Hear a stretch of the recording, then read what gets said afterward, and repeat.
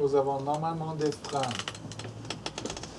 Des freins à ne pas vouloir tout ressentir et des freins à ne pas vouloir tout laisser sortir comme soutien. Pour enlever ces deux formes de freins, il faut deux formes de réalisation ou d'expérience. Il faut découvrir que ressentir plus n'endommage aucunement mon esprit. Mon esprit est perméable comme le ciel. Tout ce dessous là-dedans sans laisser des traces. Ça, il faut réaliser, ce n'est pas croire. Croire, ça ne va pas aider. Parce que s'il y a saisi, ça reste, ça bloque, ça crée des réactions en moi et ça m'épuise de ressentir autant. C'est l'épuisement de la personne qui ressent plus que ce qu'elle peut libérer. Il faut que la libération de ce que je ressens se fasse au même temps avec le ressenti. Ça, c'est pour le premier frein. Le deuxième frein, c'est l'idée que je serai en manque si j'aime plus. Se permettre d'aimer, donner, de soutenir avec l'idée d'un moi limité qui doit se ressourcer quelque part pour pouvoir donner. Le don authentique, par compassion et par amour, est un don avec un élan spontané, sans saisie, qui n'a pas besoin d'être rechargé parce que l'amour se recharge de lui-même. Plus qu'on aime, plus il y a de l'amour. Ça vous connaissez, je crois. Donc, de rester là-dedans, sans cette volonté de vouloir donner plus de ce qui est naturel, mais être juste dans le don, d'être pas sous l'emprise d'une idée d'être le grand sauveur, le grand quelqu'un qui fait un acte compatissant. Juste naturel. Ce qu'il faut, ce que la situation demande vraiment, et de ne pas être sur des freins par peur de manquer, d'être en manque après, d'être vidé, d'être... Voilà. Tout ce qu'on peut s'imaginer, ce qui nous freine normalement de donner complètement. Ok. C'est une réponse plutôt oui, avec des mots personnels, pas des définitions. Merci.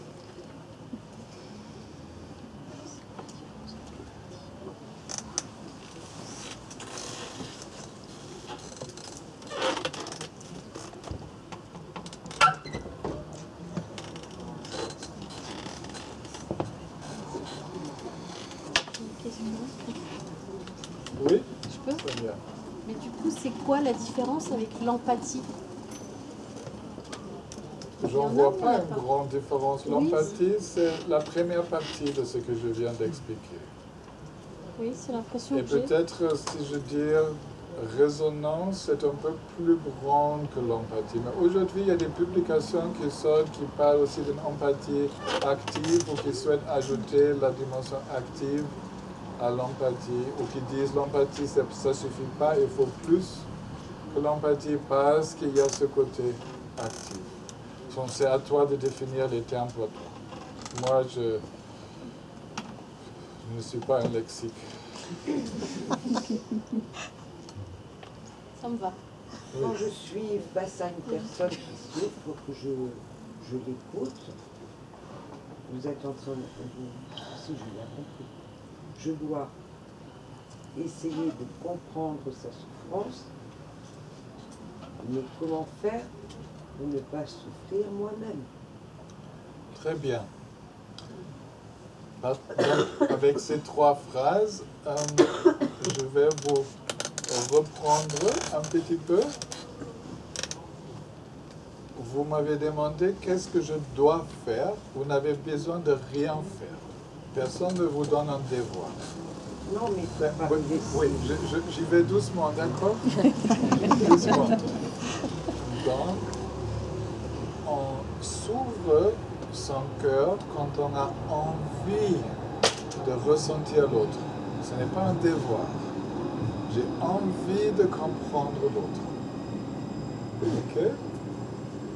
Parce que j'ai envie, je vais me donner les moyens. Donc je me donne le temps nécessaire, je me donne la finesse. C'est comme le radar qui sort, qui essaie de ressentir, et on utilise aussi des paroles pour mieux comprendre, pour demander ce que ressent l'autre. Quand on entend ce que ressent l'autre, ça fait une résonance en nous. Si cette résonance touche à des schémas de fonctionnement qui ne sont pas encore libérés, à des traumatismes anciens, on a l'impression de souffrir soi-même. Donc comment faire pour ne pas souffrir soi-même?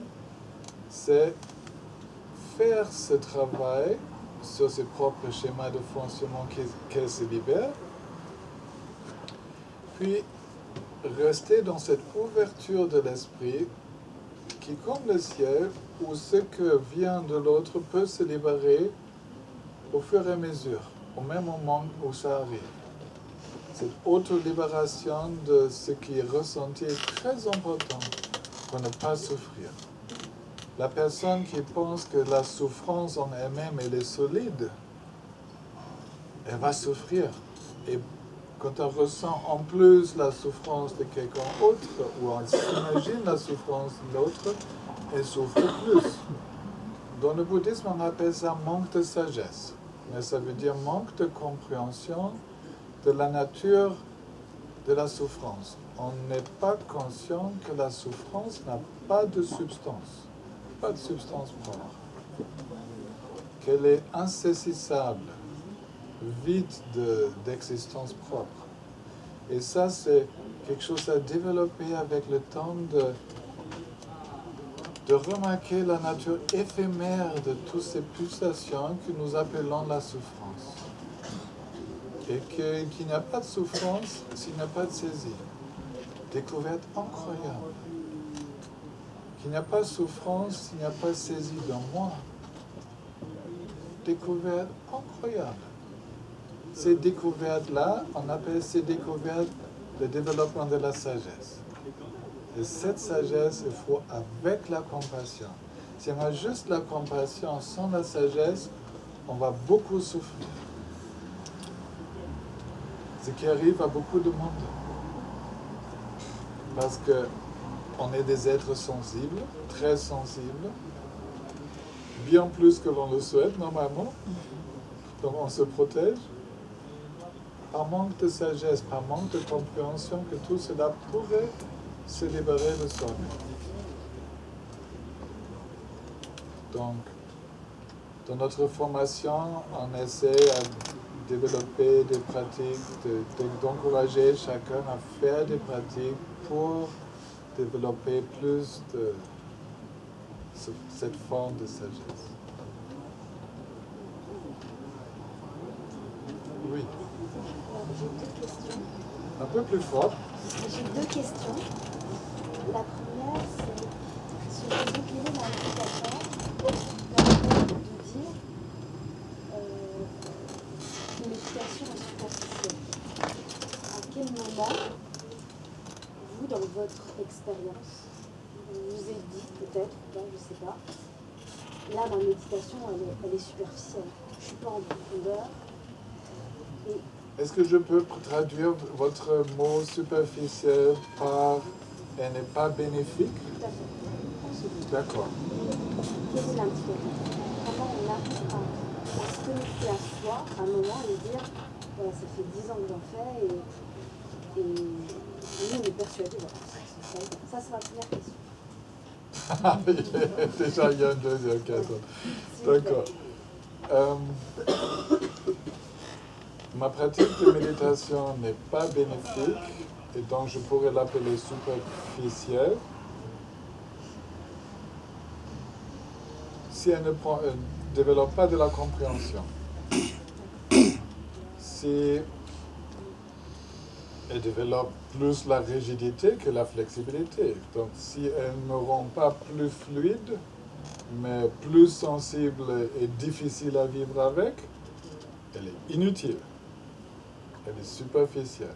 Si je remarque que ma méditation me fait saisir le calme et devenir de plus en plus irrité quand il n'y a pas de calme, elle est inutile, contre-productive, superficielle. Elle devrait me rendre plus ouvert, le cœur plus dans le ressenti, avec plus de compréhension pour les autres, pour moi-même, pour la nature des choses. Donc, devrait éveiller une qualité de vie que je peux décrire, qui sont les qualités d'une vie libre, donc une vivacité de l'esprit. Si la méditation me ralentit, quelque chose ne va pas. S'il n'y a pas de joie, quelque chose ne va pas. Si ma capacité d'aimer et de ressentir de compassion se réduit, quelque chose ne va pas. Si j'ai l'impression de passer des heures dans un cocon, même si on appelle ça du samadhi, mais si c'est un cocon où je deviens inerte au monde et je m'en fous du monde, moi je ne peux rien avoir à faire avec cette méditation. Est-ce que je donne plus d'indications? C'est assez clair. Et ma deuxième question, en fait, elle est en lien avec la spiritualité. On a beaucoup parlé de l'esprit, de la spiritualité et le corps dans tout ça, en fait. Parce que la méditation... Le corps? Est-ce que j'ai bien entendu corps? Le corps, la posture qu'on a en méditation, le fait d'avoir une posture qui peut sembler, vue de l'extérieur en tout cas, comme rigide, dans un temps long parfois, qui est très long, ça peut être une journée entière où on va méditer. Comment on arrive à sortir de soi et à accepter ce moment de lenteur en fin de compte? Vous me corrigez si vous ne comprenez pas bien, mais la posture physique dans la méditation de l'extérieur peut sembler stable, mais à l'intérieur, elle devrait être fluide. Je vous montre ça. Là, on peut être donc debout, bien droite, mais si je suis sur un coussin de méditation ou sur une chaise, je vais sur le fait que toute la colonne vertébrale est libre, qu'elle puisse faire des petites oscillations, que dans les articulations, ça s'arrête, c'est einrast normalement, ça ne se bloque pas, que je fige pas le corps dans cette posture, mais que la posture reste fluide. Pour le regard des yeux, on entend des fois, prenez donc un endroit sur lequel vous posez votre regard. Mais il faut que les yeux puissent faire une petite oscillation aussi pour détendre les petits muscles autour de l'œil. Et comme cela, on peut rester fluide à l'intérieur et stable à l'extérieur. Et maintenir une posture sans problème, en toute légèreté pendant des heures, sans souffrir. Donc veillez sur la souplesse, la fluidité à l'intérieur de la posture. Est-ce que j'ai un peu répondu à votre question? Le corps nous fait bon miroir, très bon miroir. S'il y a beaucoup de douleur dans la méditation, c'est qu'il y a beaucoup de tension dans l'esprit.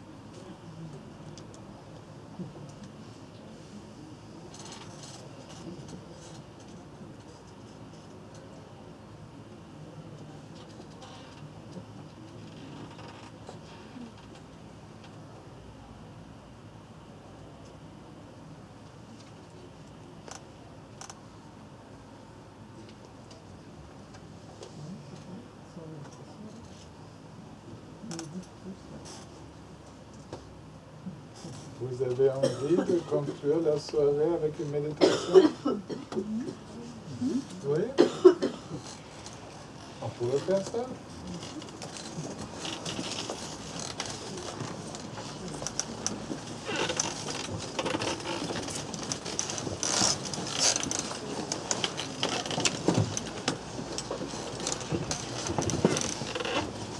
Regardez ce que vous êtes en train de faire.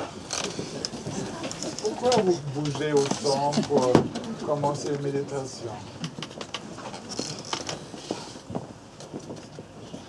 C'est que vous n'étiez pas complètement conscient de votre posture, donc de votre corps avant. Et le fait de dire méditer, du coup vous cherchez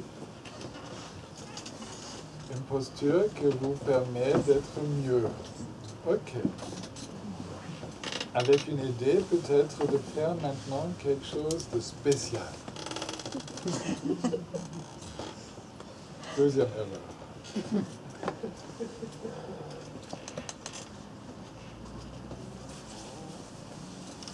Être naturel, c'est la meilleure des méditations. Et ce n'est rien de spécial.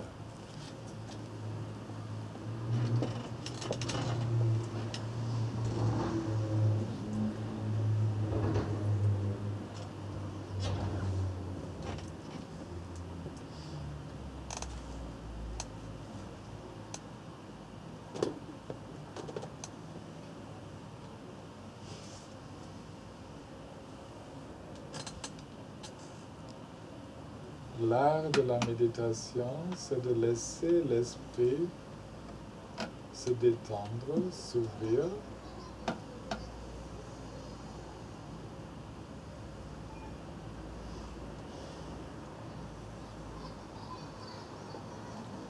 Ne pas le figer, nulle part.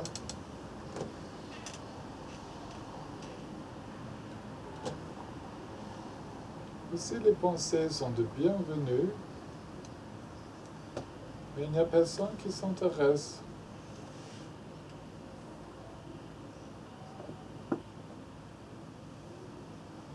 Elles viennent peut-être et se dissipent toutes seules.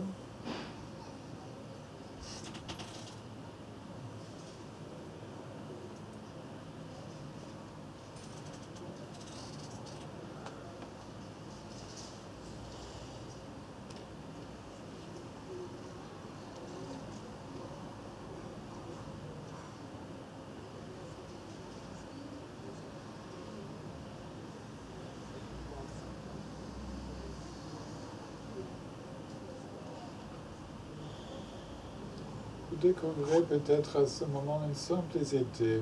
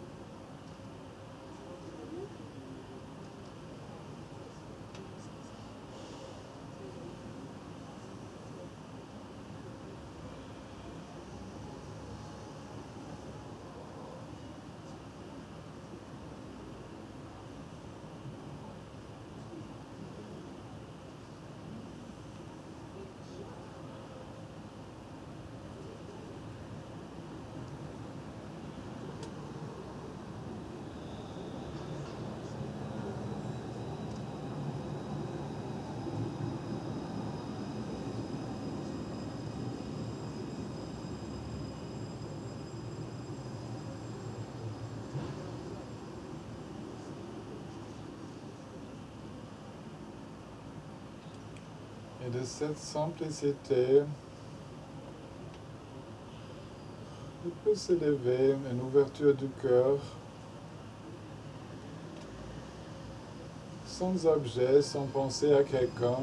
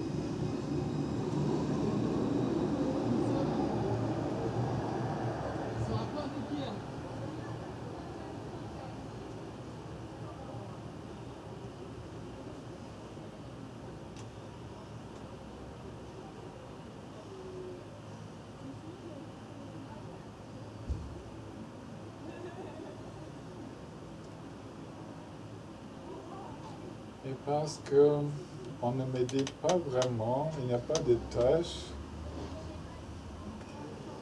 le méditant est en vacances. Quand il n'y a pas de méditation à faire, on n'a pas besoin du méditant.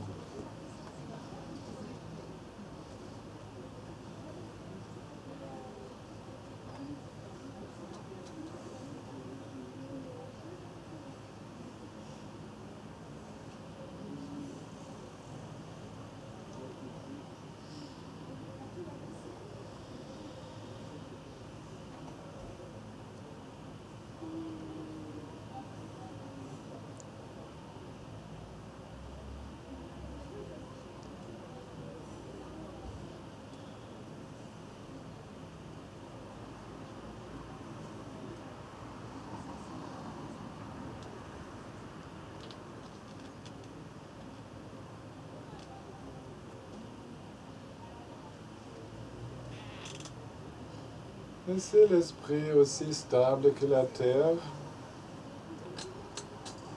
aussi fluide comme l'eau, aussi chaleureux et vivant comme le feu,